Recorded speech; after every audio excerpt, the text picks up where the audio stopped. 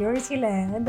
I live here now in London, but I am a British Kenyan, and I am graduating from Master's MBA in Global Finance. I wanted to do something internationally, so to be able to go and work anywhere in the world I wanted. So I traveled to Kenya, and what I wanted to do is actually go to some of the organizations there. And as a developing country and fast developing, I thought this was the journey I wanted to take. Looking at all the prerequisites that they had put on the application forms, they said, well, you do need an MBA. So I thought, well, I'm already a chartered accountant, and London School of Business and Finance was offering both. So I thought, well, this is a good chance for me to get that MBA. And that's how I ended up doing the MBA. I actually enjoyed the entire MBA course, mainly because I was working, or I had accumulated a substantial experience. And so for me, when I saw what the module was like, I immediately was taken by it, because the marketing module, for instance, or the strategy and supply chain management were some of the business cases I was working on at the time. For me, it was literally pick and drop. I pick from the experience and drop onto paper. So that was exciting for me. I don't think this thesis has been written before, which is in natural capital accounting. Actually, there is a protest happening tomorrow on climate change. And this is a way of monetizing the effects of climate change. And this is why I chose to do this. So that was more of an interesting path for me to take and to challenge myself. But the rest of it was really taken from my experience, my work experience.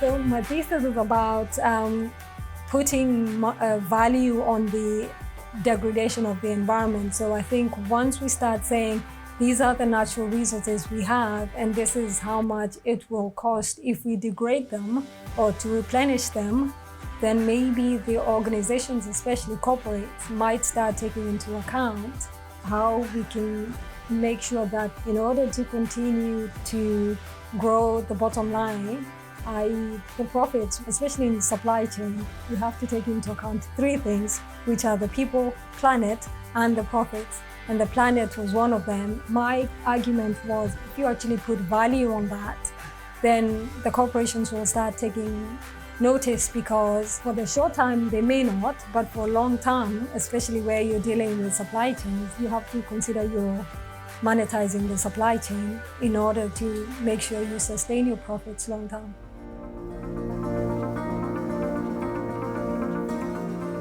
So at the time, I was working full-time in a demanding environment, demanding role. And so for me, it was sort of an escape in the evenings. So I could come and actually, rather than go to a class, I would come online and study. And having gone through the same rigmarole with ACCA, for me, it just felt like a continuum. So for me, it was actually exciting to be doing something different and to apply, I suppose, what I had accumulated my experience on.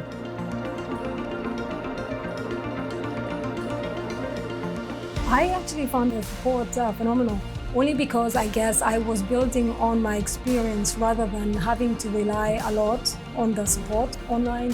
I think in terms of the material that was there, that again was great, because we would get the lecture materials and then I would go and do my own research.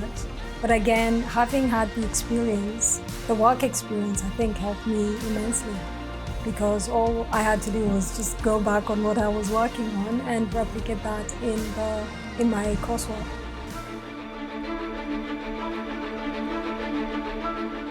Success. I think it means whatever you've set yourself in terms of your goals, infrastructure you've put in place to achieve those goals. If you actually on the path to achieving those goals. When I did speak to corporations in Kenya, and they said, well, these are the prerequisites that you need, and therefore I set out to achieve them, and now I've achieved them. I think I have succeeded at some point. Now it's the next goal is to make sure that now I can go and work with them, or work again anywhere in the world.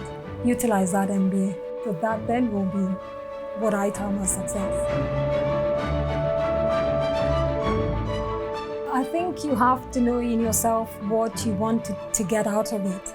So if you already know what goals you have and what infrastructure you need, laying that out for yourself and making it clear to yourself, then it makes it really easy, because that's what I had from the beginning, and that was my motivation to do it. And also drawing upon experience. Now, for those that do not have any experience, again, that's where the goals are crucial, because then they will motivate you to actually go and achieve that dream. I'm excited.